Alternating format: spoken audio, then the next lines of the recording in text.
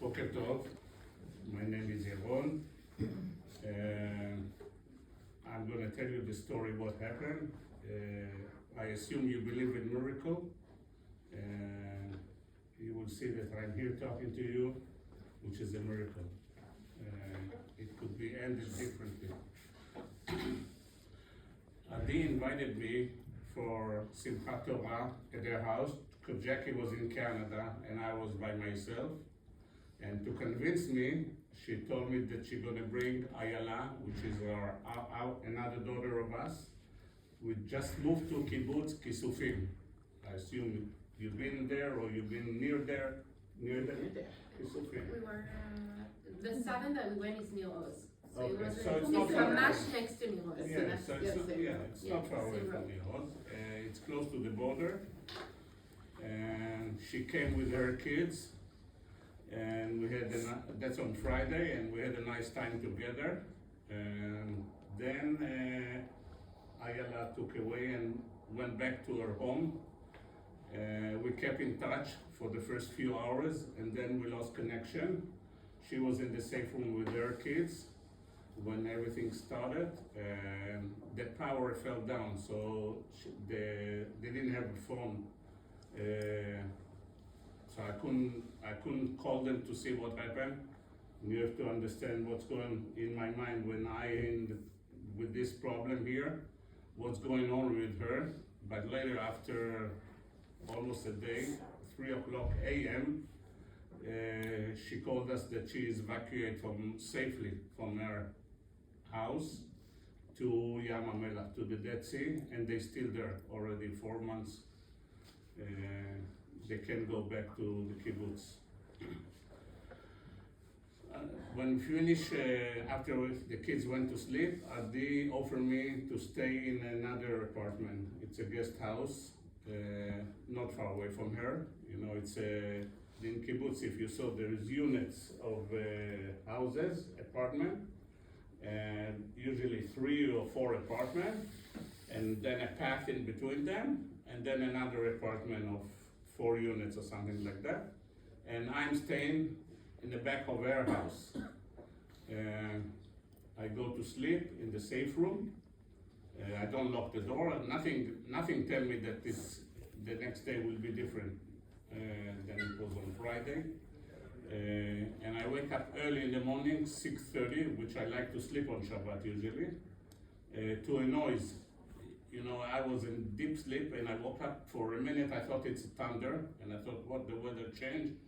Might be raining or something, and it would be nice to see a rain in the desert, which doesn't happen that often.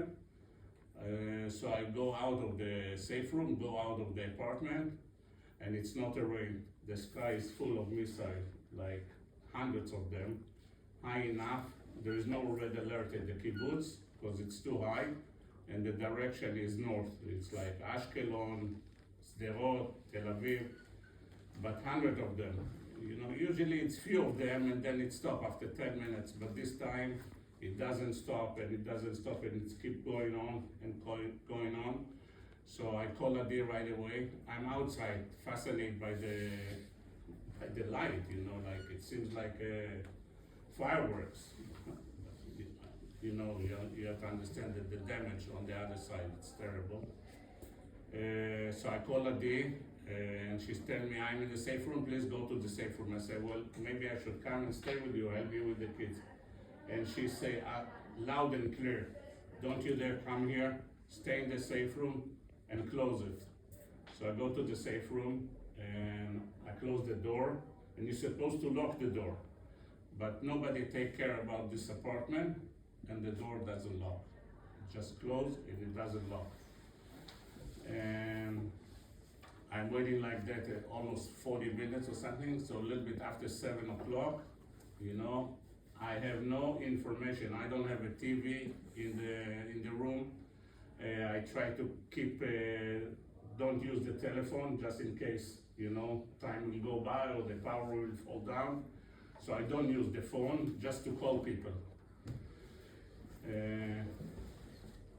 The time go by, and before I'm going to lose my mind, I decide I'm going out of the safe room to see what's going on, to pick up the information myself.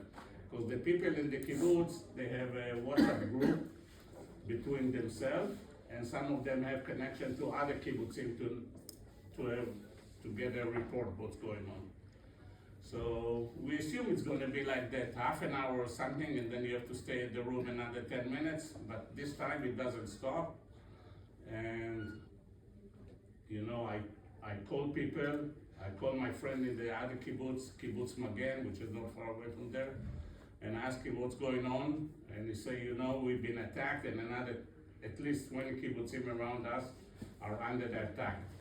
But don't you worry, you know, they won't attack your kibbutz, it's too small. But I said, they're already here, you know, like, I hear noise around us.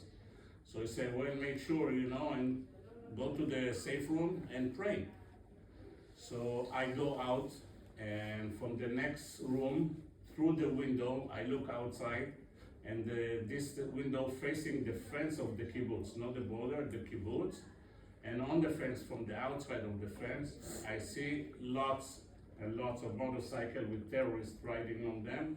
Some of them running along the fence. They all have weapons. They have equipment to, you know, to cut the fence. They have a knapsack that we learn out later that they had the dynamite inside to explode the fence. And they're running like crazy, shaking the fence and screaming and trying to find a place to break in. And in the end, they move a little bit more south, and they broke the fence in at least 3 locations there, which was close to the neighborhood, which is very like on the fence. I'm in the neighborhood that's just in the middle of the kibbutz, and they start to attack there. I hear the shooting, I go back to the safe room, and through the window of the safe room I can hear them. I can hear them shooting. It seems like around 200, 250 meters away from me. And I find out that the first thing that they did, they broke into a house. This neighborhood is not many people live there. One person just moved there recently. He's a Holocaust survivor. He's 92 years old, with somebody that take care about him, and they kill him right away with no mercy. But they escape his daughter, who just moved to help him a few days before. You have to understand, I don't know if you heard about that, but some of the terrorists that got killed, I told you that they carry knapsack. So when the army was looking beside the body camera that all of them was carrying, they have a map of the kibbutzim houses and a list who live where and who have kids and where's the safe room, where's the safe, who have a dog, and even to a detail who have safe in the house with money, because later on we find out that they brought some people, you know, civilians that came into the houses, broke and stole not just money, they stole like a coffee machine, whatever they could, they stole, and they also start to kidnap people because the Hamas promised them money for each person that they're going to bring over to Gaza. So the time go by like that, and every time, in like few times, I go out of the shelter, of the safe room, and I'm looking for information. So this time after an hour or something, more than an hour, I go to the bathroom, and there is a small window there facing the path between me and Adi's house. And now I can hear the terrorists coming on the main road to the path that I'm staying there, screaming and yelling like crazy. So I bend down below the window, just in case one of them will appear and look at the house, and he will know that I'm there. I look around, and then on the sofa in this living room, I see that I forgot my suitcase. So I took it right away and threw it to the room, just in case somebody will look through one of the window and he will see a suitcase, so he will realize that somebody is in the house. And now I'm in the bathroom and now I hear them on the path, and suddenly I hear somebody doors breaking beside me and screaming, and then start shooting at the room. And I understand they start to kill people, but later on I learned that they killed 13 people around me. All of the apartment that was around me, they broke in, they shoot, and they kill the people, but they don't come to my apartment, which I was surprised, you know. But I told you, they had a list of who live where. My apartment is not on the list. It's supposed to be an empty guest house, they know, so they don't break in. The people that was around me, at least two of them called me a few times, and they say, we're gonna come and help you, take you away from there, you know, or be with you or whatever. When I tried to call them back, there was no answer anymore. When I walked out, I saw that the apartment is broken, and the soldier told me that everybody is killed there. At 12:30, Adi sent me a message. Abba, they attacked in the houses, and they either kidnap or kill people. Please lock yourself in the safe room. So, you know, I told you I'm going out and back, but the door doesn't lock. But this time I decide maybe one of the terrorists will change their mind and they will come to the apartment to look. So I look in the safe room, and I find under the bed, I find a rope. I take the rope and make a loop, tie it to the handle of the door. And the other side, you know, on the wall, there is a place for air to come, and you can close it, so it's full of bolts. So I tie the other end to one of the bolts in the wall, and I lean on the handle to make sure it doesn't open. And there was a chair in the safe room. I put it under the handle, and I kind of feel it safe that, you know, they cannot open the door, which was just imagination, because most of them carry RPG, and if you shoot at the door, you blow up the door. And I'm like that, 11 hours by myself, no food. I hardly find a bottle of water in the kitchen, and I'm waiting what's gonna happen. And after 11 hours, somebody break the door in my apartment. I hear the door is getting broke, and I don't know who is it now, but I was surprised. All of that time I was surprised that army didn't come. I want to tell you something. I served in the army for 24 years, and that was my location, the south. I was near the kibbutzim, around those kibbutzim, patrolling, and I was in Gaza for a few times at the Intifada. So I know this place, and I know how does it work.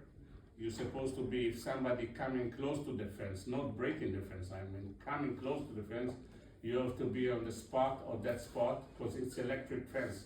So if you touch it, it's in the center, in the base, it say where did you touch it, what location you touch it. Then in 7 minutes, you have to be on the fence to protect the people. And nobody come for 11 hours. So now when they broke into the house, I'm trying to listen to the accent. They don't yell this time. So I had a feeling it must be the army, but anyway, I listened carefully just in case I will hear it, because they start to scream, somebody here, somebody here. And my friend that I talked to a few times, he tell me that the terrorists, when they cannot break into the safe room, they knock on the door and they pretend that they are an army soldier or a police and convince you to open the door. And once you open the door, either they kidnap you or they shoot at you, whatever they decide at that moment. So I'm trying to listen if they have an accent, you know, like an Arabic accent or something. And I feel it, you know, I have to open the door, otherwise I'm losing my mind, you know, 11 hours like that. So I asked, who is it? And they said, this is the Israeli army.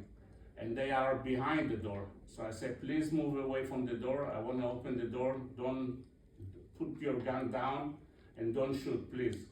So I opened the door and I saw a little bit, just in case I have to close it again. And I'm holding the rope in my hand. And they are a real soldier. I recognize the uniform that I usually wear, with the helmet, with the camera, with the Israeli weapon. And they asked me, what are you doing here? So I say, I'm a guest of my daughter.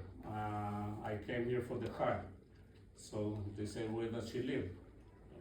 I say, across from us. She said, we are a unit that go from house to house. We're supposed to find terrorists that hiding in the apartment, you know, because we already start to attack and killing the terrorists. And we're looking for people, terrorists that hiding in the houses. They broke into, they was hiding either at some of the houses, or some of them ran across the fence and hiding between the trees of the kibbutz. So they took me to her house, and they stood in front of the door. They say, we're gonna break inside. You stay outside with 2 soldiers. They protected me, and they broke in. And few seconds after, they come and they say, please come with us into the room. We don't find nobody there, but there is a dead body in the kitchen, so we want you to recognize the body. So, you know, I know this is my daughter's apartment, and now I have to see her body. But I walk in, and in the kitchen there was a man on the floor being shot. He's dead. And, you know, I called Anani right away, and I said, Anani, the house looked terrible. It was like somebody robbed the house and all the shooting. And he said, look for Adi. So we went to this living room. From the living room, you could see the safe room door. And now imagine all of that floor was full of bullets. Like I'm walking on a carpet of bullets now. And I look at the door, I'm in shock, you know, like the door is full, been shot, like so many bullets. Beside the door, there was already 4 empty magazines, and outside there was another 7 magazines empty. And then you have to know that each magazine carry around 25 to 30 bullets, depending on the gun. So imagine how many holes was at the door. And I opened the door to the safe room, and there was not enough light, because all of the shooting, the light was broken, and they even take the switch off the wall, just in case somebody will put a new light, that it will be dark. But there was a little light came from the living room, and I saw that the room is a mess, you know, like there was a bed inside to sleep in case you have to stay there, and it was upside down. It was a couch, it was upside down, and the closet for the clothes was on top of that, and the crib was on top of all of that, but nobody there. And I start to scream, Adi, Adi, Adi, it's Abba, answer me, Adi, are you here? And Anani gave me a location to look for Adi, because if you saw in the movie, she showed that Anani built a bed. It was a special bed. The mattress would go up and away, and you can crawl inside and hide there with lots of blankets to cover you. And she wasn't there, she was nowhere. He told me she might be behind the fridge. He make a place to hide there, and she was nowhere. So I told him she'd been kidnapped. I thought she'd been kidnapped, because I don't see the kids even. I don't hear them crying. I called them and no answer. So I told them they've been kidnapped. And you know, like, it hit us, you know. So he say, tell the soldier to look around. Maybe she left the house and she's hiding somewhere in the kibbutz. So tell the soldier when they go from house to house to call her name. So I told the soldier, please take her name and report that she's been kidnapped or something, in case you don't find her. It's not our job, it's somebody else's job. We have to clear the houses. And I say, I want to go home. He says, so go, the road is open. I say, are you sure? And he said yes, and I wasn't sure about it, so I decided to stay a little bit. I'm staying outside now at Adi's apartment, and you know, the soldier they've been funny. They say, you have a dead body here, you can watch it, you know, you can watch it, doesn't go away from it. Anyway, he had an RPG beside him, so I took the RPG away from him, just in case so the time go by, 8 o'clock, I decide I'm not staying here, I don't have a safe. They start to shoot lots of shooting around the kibbutz. So I go to the car and I say, I'm going away. I go to the car, and the car is in the parking and been shot, you know, no windows, the window is broken. and the engine is started, so I start to drive carefully like that to the gate. The gate is full of soldiers. I told them I want to go home. He said, go. So I say, is the main road is safe? I say, yeah. They say, yeah, with under control. I had a bad feeling that it's not like that. And I called my friend at the other kibbutz, the one that I keep in touch. He was a soldier with me at that location, and he know the place very well. So I told him, Hillel, I want to go home. He said, it's all over? I say, yes. I say, how do you go home? I say, on the main road through Ofakim. Back, the soldier told me, he said, don't you dare to go this way. There is lots of terrorists on the highway there, stopping car, killing the people in the car, and burn the car on them. So I said, well, which road I'm taking? He said, go to our base in the south, Tselim, all the way east, and then keep north. So that's what I did, and I drove this way, with lots of tank coming my way, my direction to help the soldier. And I was afraid that I will be hit by a tank, and they drive like crazy. They don't see in the right. So I get off the road and I blink them with the light, make sure they will go a little bit off the road. I have no windows, so they throw earth on me all the time, and the car is getting full of earth. And halfway, I get a message from Anani's partner, Eli, and he called me and he said, Yaron, you won't believe, a miracle happened. I said, what? And he said, the kids are back. I said, what? He said, yeah, they've been kidnapped to Gaza with the neighbor, with Avital, if you saw the movie.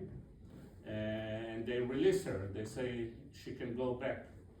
And the kids are in Kibbutz Gvulot. If you want to come back and see them, I say, well, I'm not taking a chance. I've been saved many times with lots of miracles. I decide I'm not going back. I will see them the next day. And Negev was wounded. He'd been carried on one of the terrorists' shoulder. And just on the border, when they crossed the border, he started to back the terrorists and say, I want to go home. Let me go. Suddenly he took him off his shoulder and he said to Avital, go back, take the kids and go back. And she brought them safe. So we thought that Adi is still in Gaza. She'd been taken before or something like that. But after 3 days, the soldier came to our house and told us that when they come to clear the houses again from terrorists, they asked me if I try to open the door to the safe room, and I say yes, I was looking for my daughter. He said, you've been so lucky, a miracle happened to you. They attached a grenade to the door, and when I opened the door, I designated the grenade, and it didn't explode. It was a failure one, it didn't work. So that's another miracle that happened, but this way, they find out that they've been afraid that might be more grenade in their room. So they went outside, they pulled up the window, and they saw part of her body under the bed, and carefully they pulled her body, and behind her was around almost 50 grenades that they booby tracked her. So if I will pick up the bed or they will pick up the bed, nobody will come alive from that place. So that's another miracle that happened. And with that miracle, I'm standing in front of you and tell you the story of my hero Adi. As you heard, the soldier find out that she had an M16, and when they shoot the door, she shoot back to save her kids, and she killed the terrorist that was in the kitchen. They drag him after terrorists drag him to the kitchen, throw his body there. That's how they care about their people. And when they kidnapped Avital, it's like crazy. She told us that she was in a pajama, and the terrorists tell her, we're going to Gaza now, and you cannot come like that to Gaza. It's not modest enough, you have to dress nice, and lots of so they forced her to put 3 dresses on her and a shawl, which she did a sling for the baby, and also one of the dresses she covered him, and that's how she walked back all the way from Gaza. It took her more than an hour. She assumed she walked around at least 5 kilometers, at least. So we're here to tell the story about hero Adi. And we really want you to keep that in your mind and tell your friends, tell the people that already believe that October 17 happened, that it did happen, and we had a Shoah, we had an Holocaust at that day. And we're here to be united together. And we know you, that you're part of the Jewish people, and you live in the States, Let's stop. and we want you to keep this memory. Yaron, like that.